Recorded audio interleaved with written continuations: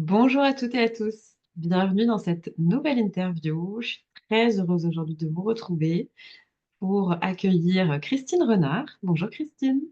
Bonjour Blandine. Donc Christine, toi, tu es révélatrice de sagesse humanimale. Tu vas nous expliquer un petit peu ce que c'est et ce titre que tu donnes aujourd'hui à ta pratique, à ton activité, est le fruit d'un cheminement vraiment relié aussi avec la médiation animale. Donc, tu es praticienne et formatrice en médiation animale. Est-ce que tu as envie de dire quelques mots en plus pour te présenter, pour nous parler un petit peu de qui tu es, ce que tu fais, avant qu'on rentre dans les profondeurs du message que tu es venu passer aujourd'hui? Non, je trouve que c'est une belle présentation déjà. Je te Ok. remercie. Je te remercie pour cet espace que tu ouvres. Hmm. J'ai beaucoup de gratitude pour ça. Merci Christine. Du coup, ta réaction me donne envie de te demander tout de suite euh, pourquoi c'est important pour toi d'être là aujourd'hui et qu'est-ce que ça représente pour toi le fait de comment dire, d'assumer d'être une messagère, tu vois, de pas dans le sens. Là, j'ai envie de préciser ce que j'entends par messagère, c'est pas quelqu'un euh, euh, qui cherche à se mettre au-dessus des autres. C'est quelqu'un qui se laisse guider par ce qui l'anime profondément et ce qui fait sens pour elle, messagère, pour elle, pour contribuer au monde euh, qui l'anime et qui l'appelle, quoi. Merci. Euh, Depuis le début d'année, je me sens vraiment investie, encore plus investie comme d'une mission en fait, d'honorer euh, et vraiment d'honorer tous les apprentissages que j'ai réalisés auprès des animaux, tous les messages qu'ils m'ont transmis depuis que je suis toute petite. Et j'ai vraiment envie de contribuer à partir de cet espace qui pour moi est sacré. Et j'ai à cœur au jour d'aujourd'hui de, d'exprimer euh, leur sagesse, la, la, le- la guérison qu'ils nous permettent au travers de la relation, l'amour inconditionnel qu'ils nous apprennent à chaque instant. Et ce que j'ai envie de, de, de partager, en fait, c'est que lorsque l'on se construit sur une base insécure, c'est pas une fatalité. On peut grandir vers quelque chose de sécure, on peut se rejoindre notre sagesse intérieure et à partir de ce moment-là, révéler tous nos potentiels et réaliser tous nos rêves, en fait. Et c'est vraiment ça qui me tient à cœur au jour d'aujourd'hui. C'est de, d'exprimer par où je suis passée et peut-être d'inspirer des femmes à oser, en fait, ouvrir leur cœur, à oser ce chemin de confiance en la vie et pas de confrontation à la vie ou de fuite de la vie. C'est vraiment ça que j'ai envie d'inspirer. Et je me sens soutenue par tous les animaux, voilà, qui ont été dans ma vie. Et là, ça y est, j'ai déjà l'émotion qui monte ouais, par tous les animaux qui ont été dans ma vie et tous ceux qui le sont encore.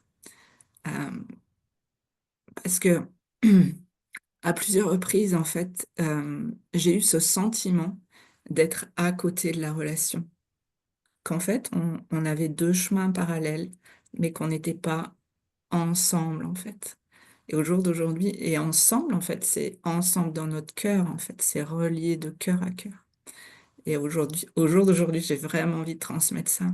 Le chemin, il commence à partir de soi, en fait. Et cette ouverture de cœur, on en est tous capables. Et les animaux, ils nous montrent à chaque instant comment ouvrir notre cœur en nous accueillant tels que nous sommes, en fait. Chaque instant, ils nous Mm. disent, je t'aime parce que tu es tel que tu es. Chaque instant. J'ai vraiment envie de transmettre ça. C'est Mm. pour ça que j'ose me montrer aujourd'hui. Merci Christine. Ce chemin, là, le message que tu portes aujourd'hui, qui est un message très profond et puissant, il est, c'est un message qui, enfin, moi je le sens là quand tu t'exprimes, qui porte toute ton histoire, Mm. toute ton expérience, enfin qui est porté plutôt par toute ton histoire et toute ton expérience, plutôt dans ce sens-là. Mm. Est-ce que tu aurais envie de nous partager un petit peu les étapes, le cheminement? Parce que là, tu nous as évoqué plusieurs sujets qui me paraissent super importants. D'une part, le côté, la blessure au départ qui fait qu'on ne se sent pas forcément sécure dans la vie. Donc cet aspect-là. Ensuite, là, tu nous as parlé du fait de rouvrir son cœur, de libérer ses rêves, etc. Et puis, le rôle des animaux dans tout ça. Est-ce que tu veux nous dérouler un petit peu les étapes de ce chemin pour toi? Quelles ont Ouais, été... avec plaisir. Avec Merci. plaisir. Euh, En fait, j'ai grandi dans un environnement, de violence conjugale. Mon papa était malade. Euh, et je crois qu'il était profondément blessé par, euh, par l'abandon qu'il avait perçu dans sa propre enfance. Et, euh, et donc, du coup, j'ai fui en fait ce foyer familial. Je me suis jamais retrouvée, j'ai jamais trouvé ma place dans ce foyer familial auprès de ma sœur, mon frère et auprès de mes parents. Et du coup, très tôt, j'ai été appelée par les chevaux, alors que personne autour de moi ne montait à cheval, personne ne parlait de chevaux, il n'y avait pas de chevaux autour de moi. Mais dès 4 ans, en fait, j'ai ressenti ce puissant appel. Je parle d'un appel parce que ça venait de mon cœur, en fait. Il fallait que j'aille à la rencontre des chevaux. Alors, ça a été à la rencontre de poneys au début.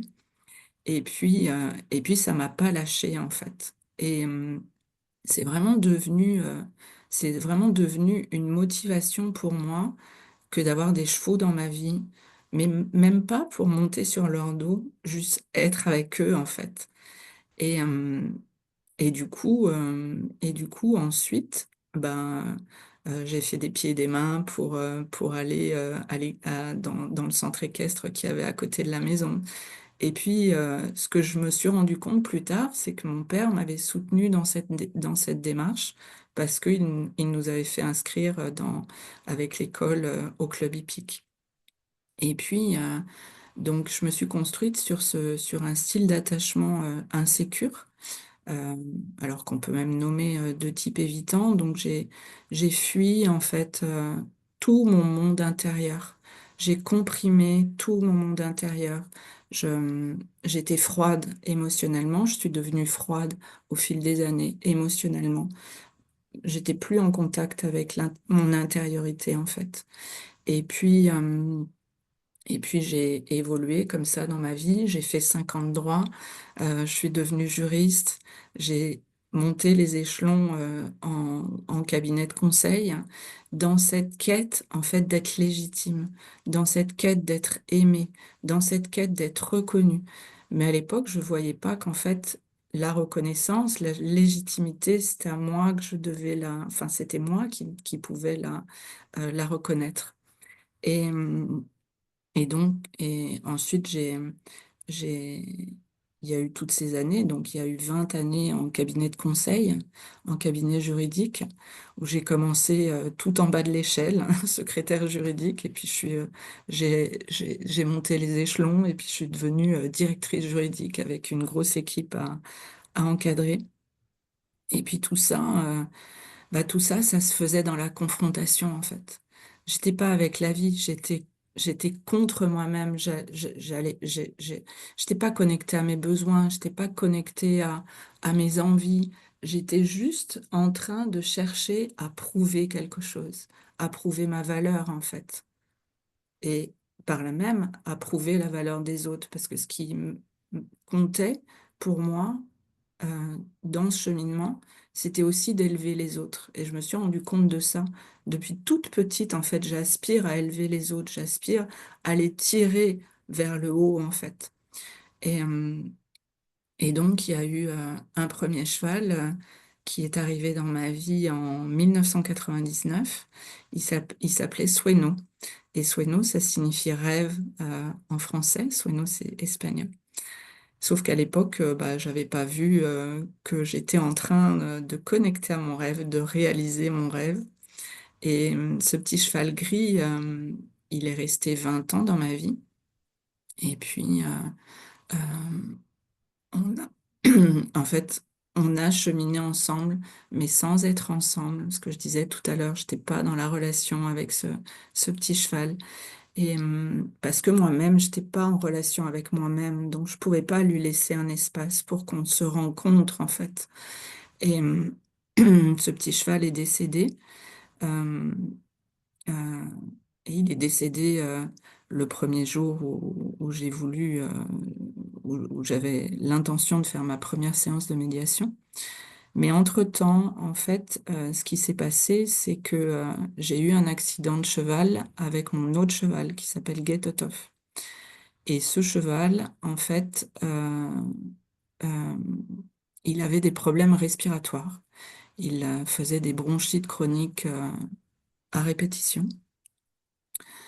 Et pareil, j'étais dans une forme de confrontation avec lui à cette époque-là. On n'était pas en lien. Et cet accident, en fait, où il m'a pris la main sur une route de campagne, bah, j'ai dû lâcher, en fait, le contrôle. J'ai dû lâcher prise. J'ai dû lâcher les rênes. Et à ce moment-là, je ne sais pas ce qui s'est passé, mais c'est comme si, en fait, j'étais revenue dans mon corps. C'est comme si quelque chose, de conscient, en fait, m'avait enveloppée et j'ai pris conscience, en fait. Et de là où j'en étais, savoir que j'ai tout fait dans ma vie, il est tout fait dans la sienne. Et à partir de ce moment-là, il y a un truc en moi qui a lâché et on a changé de maison, on s'est mis au vert. J'ai passé, donc j'ai démissionné de mon emploi de juriste. On s'est mis tous les trois dans un champ, dans un pré. Et là, j'ai vu à quel point, en fait, j'étais pas reliée à ce qui faisait sens pour moi, à mes valeurs. Je suis profondément humaine et en fait, j'en étais arrivée à à ne plus l'être en fait, à tellement me confronter, à tellement, en fait, je, je ne montrais que cette froideur, en fait, cette rudesse, cette dureté, ce chaos, mais je ne montrais pas l'autre face de moi. Donc j'ai décidé de prendre ce temps avec mes chevaux. Ça a duré 3 mois. Je suis restée presque 3 mois dans le pré de mes chevaux, à ne rien faire, si ce n'est à être avec eux et à respirer. Et à respirer. Et là, bah, c'est la médiation animale qui est arrivée. Je me suis dit que les animaux m'avaient soutenue tout au long de ma vie et j'ai commencé à chercher sur cette voie-là. Et ensuite, bah, les choses se sont déroulées, mais naturellement, plein de synchronicités, plein de rencontres, plein d'événements ont fait que j'ai avancé petit pas par petit pas. Mon chien est né le jour de la rupture de mon contrat de travail avec mon ancien employeur. Et il m'est arrivé comme ça, plein de choses que j'aurais jamais imaginées. Je dis la magie de la vie, en fait, a commencé à passer. Hmm. Ce que je trouve incroyable quand tu nous racontes ce parcours, c'est que on- ton énergie change selon les étapes. que tu nous racontes, tu sais. Et je trouve ça toujours incroyable de voir à quel point notre, même des choses qui sont plus présentes, mais ça impacte notre énergie. Ça, les chevaux, ils sont aussi très sensibles. Quand on est connecté à des périodes, à des moments qui ont été plus lourds, plus durs, ben, il y a quelque chose qui s'alourdit dans notre énergie. Puis quand on se connecte au moment où ça s'ouvre, voilà, j'ai trouvé que c'était très visible dans ta façon de le raconter et dans ton langage corporel, en fait. Et tu as évoqué le style d'attachement, ton style d'attachement, celui avec lequel tu t'étais construite dans l'enfance face à cette situation insécure que tu vivais à la maison. Euh, je me dis que peut-être les personnes qui nous écoutent ne connaissent pas forcément ce que ça veut dire. Est-ce que tu veux préciser un petit peu de quoi il s'agit quand on parle de style d'attachement? Et tu as nommé celui dans lequel tu t'es reconnu, le style d'attachement évitant. Est-ce que tu peux nous en dire quelques mots des différents styles, peut-être, rapidement, et en quoi, toi, c'est important de reconnaître ça et en quoi ça contribue à pouvoir revenir en lien, peut-être? Hum, hum. Euh, En fait, et j'aime bien prendre la métaphore de la vie, en fait. C'est-à-dire que quand on, quand on, quand on est petit, on baigne dans un monde de perception. On baigne dans un monde de sensorialité. Et alors, tous les mots, tous les gestes, tous les bruits, tous les regards, toutes les, tous les touchés, ou au contraire, toutes les tensions, en fait, que l'on ressent de nos figures d'attachement, qui sont notre mère et notre père, ou des personnes qui les remplacent quand on n'a pas cette chance d'avoir un père et une mère.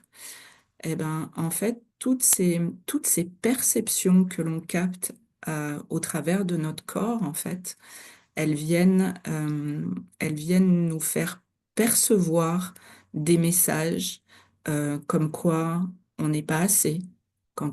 Donc là, on va s'orienter vers un style insécure. Au contraire, qu'on est assez, qu'on est digne de confiance. Là, on va s'orienter vers un lien sécure. Et en fait, on ancre dans nos schémas mentaux ce que l'on appelle des croyances.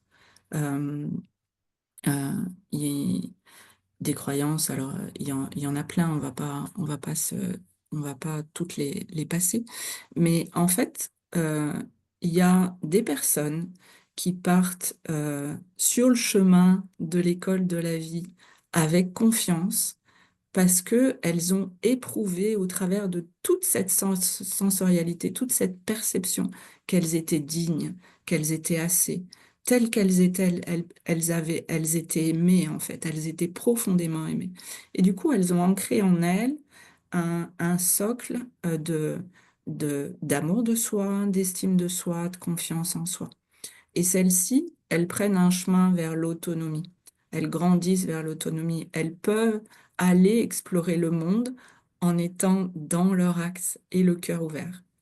Alors que les personnes qui ont eu ces perceptions de méfiance, de défiance, voire qui ont subi des violences dans l'enfance, elles ont ancré en elles euh, des, des croyances qu'en fait, bah, telles qu'elles sont, c'est pas terrible.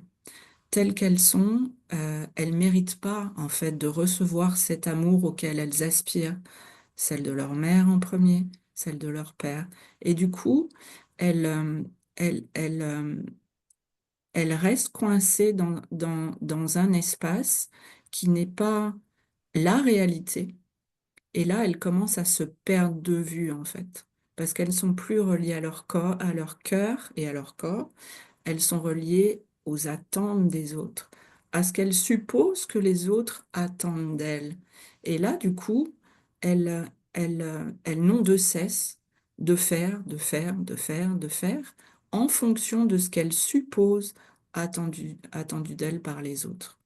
Et du coup, elles s'éloignent, en fait.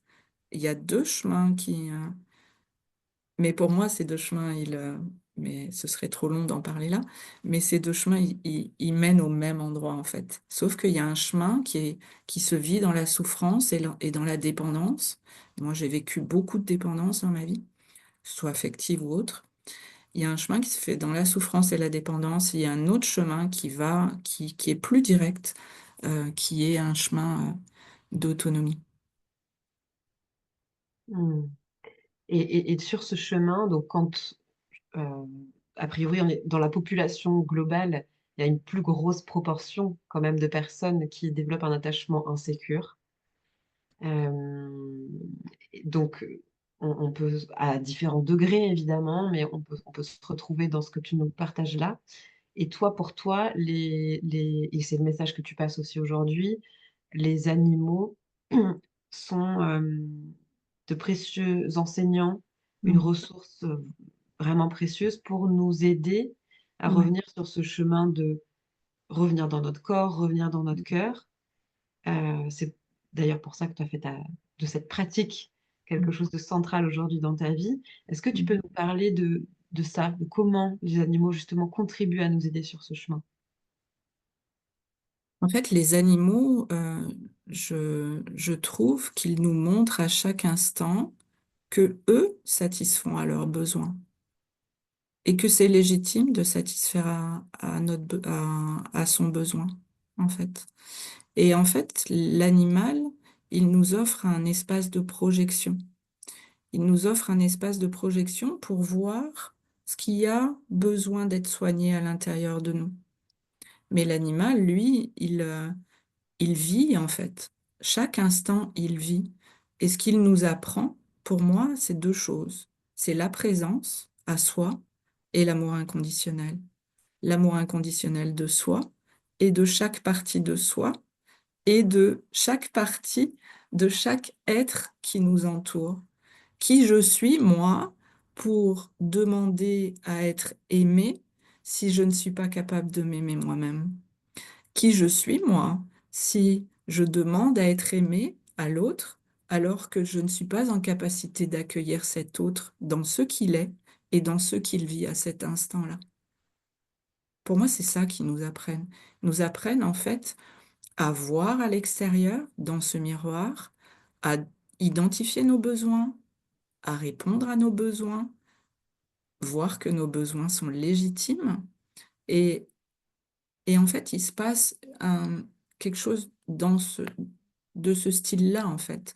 On intériorise, grâce à la relation authentique avec eux, on intériorise une autre forme de relation qui nous permet d'ouvrir notre cœur, en fait, qui nous permet vraiment de nous accorder sur quelque chose de sain, sur quelque chose d'équilibré, sur quelque chose nourri par l'amour, en fait. Pour moi, l'amour, c'est l'énergie qui relie, en fait, deux êtres entre eux.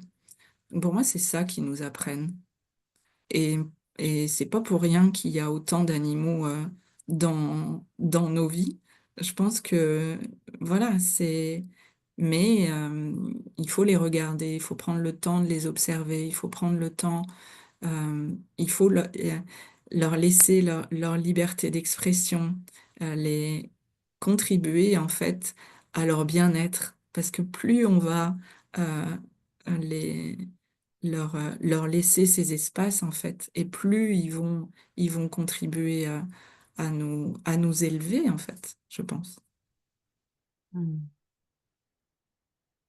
Aujourd'hui, tu es donc praticienne en médiation animale, mais aussi formatrice. Mhm. Qu'est-ce qui t'anime dans le fait de former des gens à cette pratique, de pratiquer cette approche et de former des personnes à cette approche-là? Euh, En fait, j'aimerais que tu nous parles de ta philosophie à toi de la médiation animale. Comment tu vois la médiation animale et, et comment, d'après toi, elle doit être pratiquée? Alors moi, pourquoi j'ai vraiment cette intention de former et d'accompagner. des professionnels de la médiation par l'animal, mais également des professionnels qui sont dans cette relation homme-animal.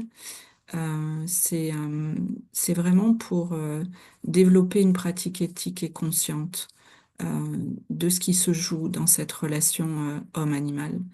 Parce que je constate en fait que nombreux pratiquent sans avoir voilà, sans avoir déroulé ou mis du sens, de la compréhension sur leur propre chemin.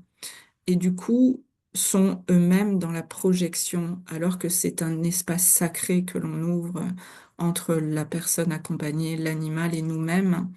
Et du coup, la relation ne se fait pas entre l'animal et la personne accompagnée parce que le professionnel projette ses peurs, projette ses doutes, projette ses croyances. Et du coup, ça, ça impacte en fait tant l'animal que la personne accompagnée au lieu de la servir. Et c'est ça, c'est cette conscience-là de notre rôle, de nos propres blessures, de la possibilité de réparer notre propre blessure que j'ai envie de transmettre et que c'est et que c'est un palier avant, en fait, de, avant de vouloir contribuer, en fait, il faut vraiment prendre soin de soi. Pour moi, c'est Mm. important au jour d'aujourd'hui de partager ça pour le bien-être des animaux, mais aussi pour le bien-être des personnes accompagnées. Je suis vraiment très heureuse que tu abordes ce sujet parce que je suis très heureuse que Et, et, et je voudrais juste ajouter quelque chose. C'est pas, je ne jette pas la faute sur ces professionnels, hein, parce que, encore une fois, le chemin, on le marche à la vitesse que l'on peut le marcher.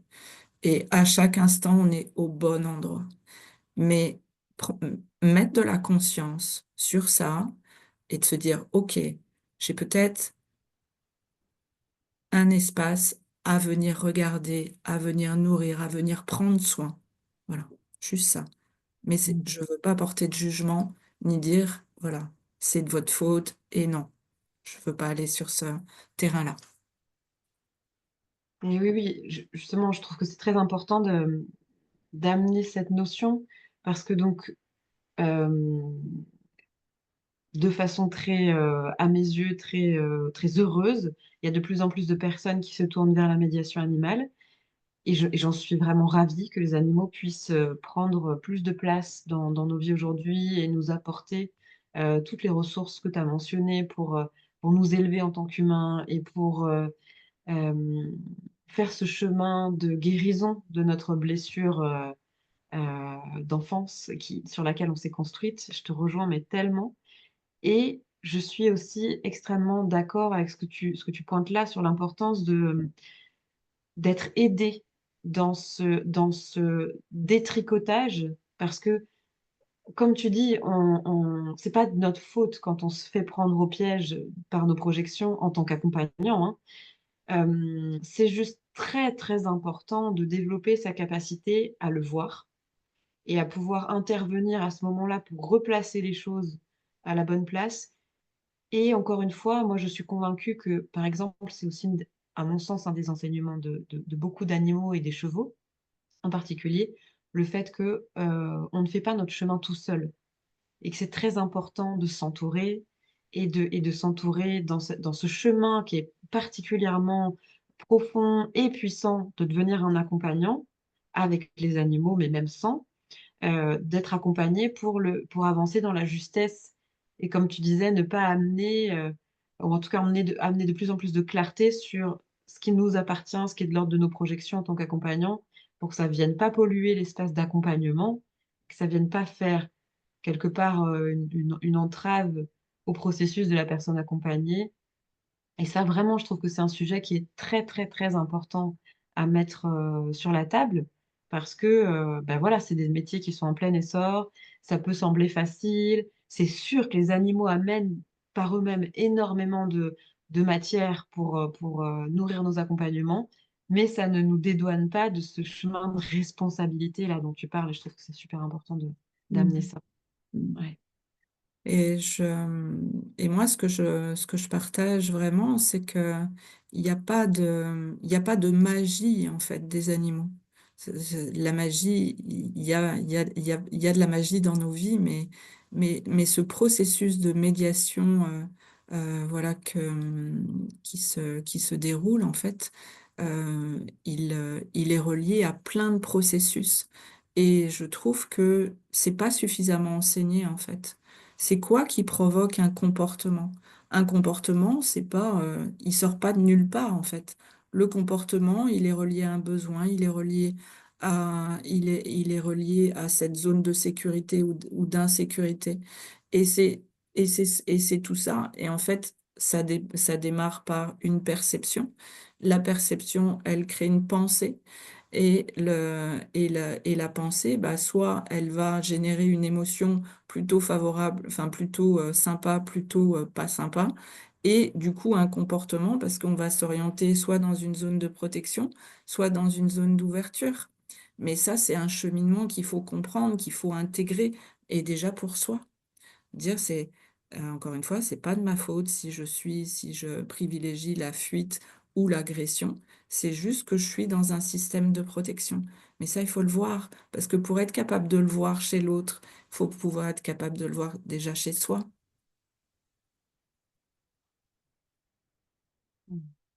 Et, et prétendre ouvrir la vision de l'autre, c'est être en capacité de rentrer dans le monde de l'autre. C'est pas vouloir sortir l'autre de son monde pour le faire revenir, pour le faire venir dans le mien. C'est vraiment être en capacité d'aller rejoindre l'autre. Et ça, les animaux, ils nous apprennent ça aussi. Rejoins-moi dans mon monde, vois comment je parle, vois comment je me comporte et pourquoi je me comporte comme ça. Et là, on a les exemples de proie, les exemples de prédateurs, et c'est pas la même chose. Et viennent nous enseigner plein de choses sur ce qui se passe à l'intérieur de nous-mêmes. Est-ce que tu peux nous en dire un peu plus sur ta façon de travailler? Où est-ce que tu travailles? Enfin, où est-ce que tu travailles? Comment ça se passe en fait quand on a envie soit de se faire accompagner par toi, soit de suivre une formation? Est-ce que tu peux nous dire un peu à qui ça s'adresse et comment tu pratiques?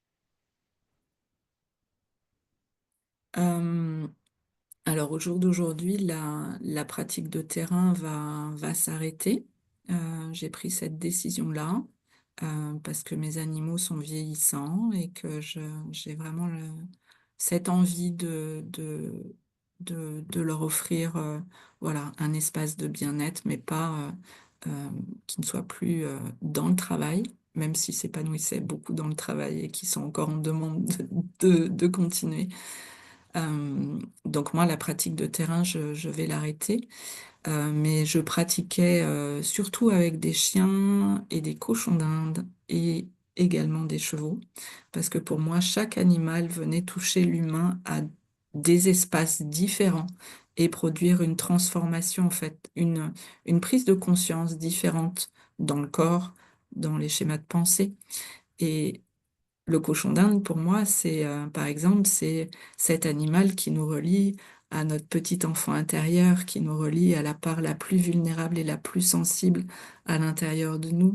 Le chien, c'est cet animal qui nous met en mouvement, cet animal juvénile avec lequel on peut renouer avec l'enthousiasme, la curiosité, le jeu, le- cette forme d'exubérance aussi. Alors moi, mon premier chien de médiation était un berger australien. Donc voilà, cette exubérance, cette joie de vivre à chaque instant, cette résilience aussi, parce que ce sont des chiens qui, c'est à la vie, à la mort avec les bergers australiens. Ils repoussent leurs limites sans cesse. Et, euh, et le cheval, pour moi, c'est le Graal, c'est l'alignement, c'est retrouver son axe.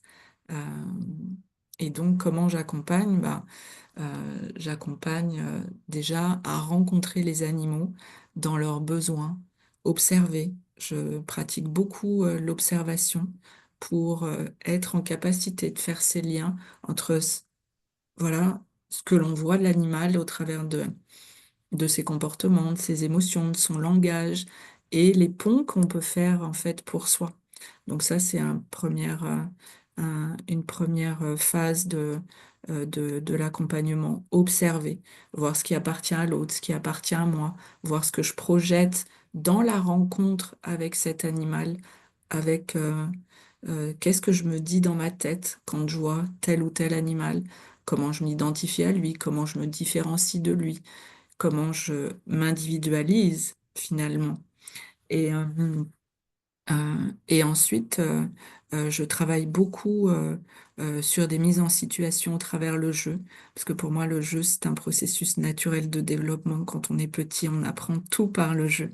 Et remettre le jeu au centre, en fait, de l'accompagnement, c'est créer de l'enthousiasme, c'est c'est,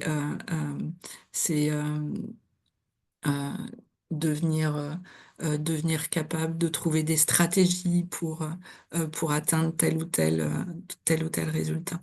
Et, euh, et du coup, c'est de la mise en situation où bah, on va en fait chercher euh, à développer toutes ces capacités de mobiliser nos ressources dans le présent. Parce qu'en fait, dans l'attachement insécure, ce qui se passe, c'est que on croit inconsciemment qu'on est resté bloqué avec nos ressources du passé et qu'on n'a pas progressé en fait depuis quand on était enfant. Alors que dans le présent, on a plein de ressources. On n'est plus dépendant de nos parents pour satisfaire nos besoins du présent. On sait satisfaire nos, nos besoins, mais sauf que on sait on a des ressources à l'intérieur de nous-mêmes, pardon, mais, euh, mais du coup, on les, on les connaît pas. Donc l'idée, c'est de les révéler au travers de mises en situation avec les animaux. Et ça, bah, ça booste la confiance en soi, ça rebooste l'estime de soi et ça actualise les schémas mentaux. Ah, je suis capable de ça avec l'animal. Et petit à petit, ça rééquilibre en fait, et de nouvelles habitudes peuvent se mettre en place et, euh, et, euh, et sécuriser en fait ce lien qui dans le passé était insécure. Donc on peut transformer en fait tout au long de la vie ces schémas mentaux qui nous bloquent en fait dans cette dépendance et qui nous font croire qu'on n'y arrivera jamais. Mm. Donc, tout ça, c'est la pratique que tu as mise en place et qu'aujourd'hui tu transmets, Ouais. et que tu pratiques plus donc avec tes animaux chez Non, c'est toi. ce que je transmets au jour d'aujourd'hui. Ok. Au jour d'aujourd'hui, je transmets tous les processus en fait qui sont à l'œuvre dans une médiation ou dans une relation homme-animal. Je transmets également bah, toute cette connaissance des blessures de l'attachement. Euh, et puis, euh, voilà, les processus et les blessures et la capacité de, de, de transformer en fait ces blessures en force. Parce que pour Mm. moi, ces blessures sont des forces en fait. Mm. Il naît de la force de ces blessures. C'est plus juste de le dire comme ça. Oui, Mm. j'aime beaucoup. On est de la force de ces blessures. Merci Christine. Avec, est-ce qu'il y a des prérequis avant de venir travailler avec toi, du coup, aujourd'hui, maintenant?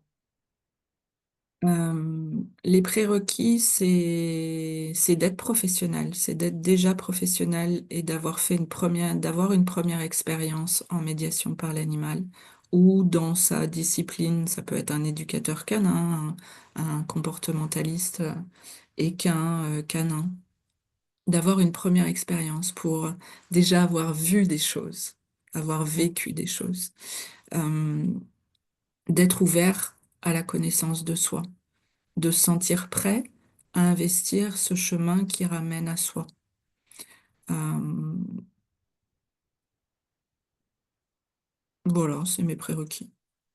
Ok, Et pas merci d'attente de Christine. baguette magique, parce que par contre, j'ai pas de baguette magique. Et je ne transmets pas une liste de protocoles pour être pour faire de la médiation animale ou une liste d'outils. Non, ça, je transmets pas.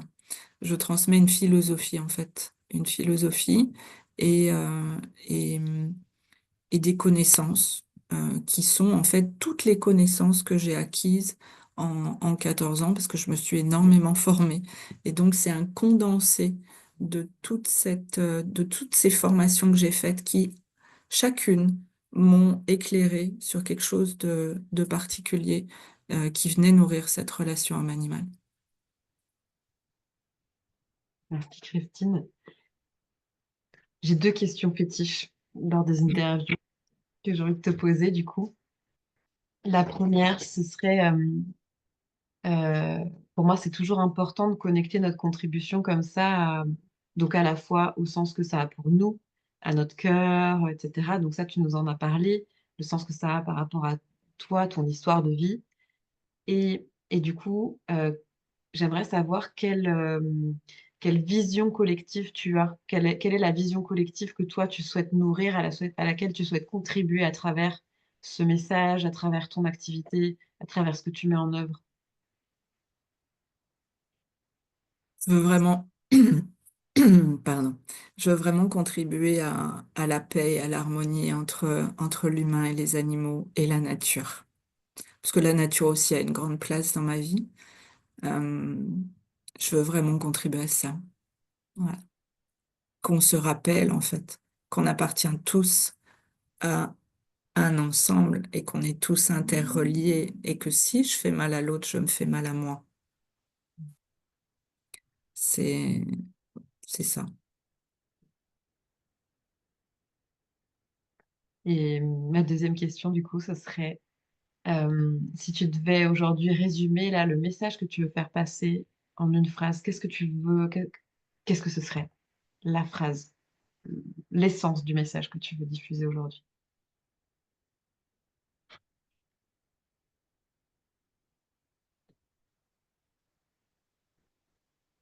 Facile, en une phrase. Hum,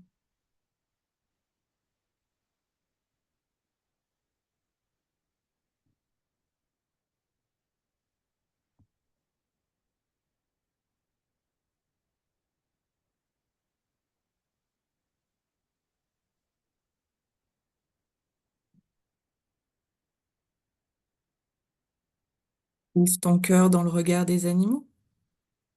Hmm.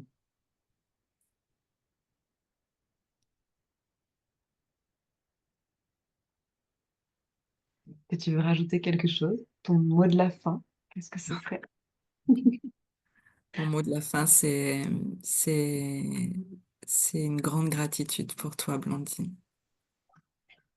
Un, un grand merci pour cet espace. Hmm. J'ai juste envie de dire que c'est possible, en fait, que c'est possible.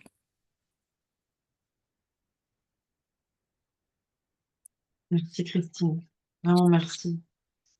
À la fois pour ton témoignage, pour ce message qui me semble mais tellement important à notre époque de passer, que c'est possible, comme tu dis, Ouais, c'est possible. On d'ouvrir guérit, le cœur, de guérit. guérir C'est possible de guérir. Ouais, vraiment. Et d'être heureux. et d'être heureux. Et d'être heureux, bien sûr. Ouais. Merci Christine Merci, Blandine. et à toutes et tous pour votre écoute. Vous pouvez retrouver Christine, donc il y a tous les liens qui sont pour la retrouver, qui sont accessibles avec la vidéo. Et à très bientôt. Ouvrons nos cœurs en attendant. Au revoir.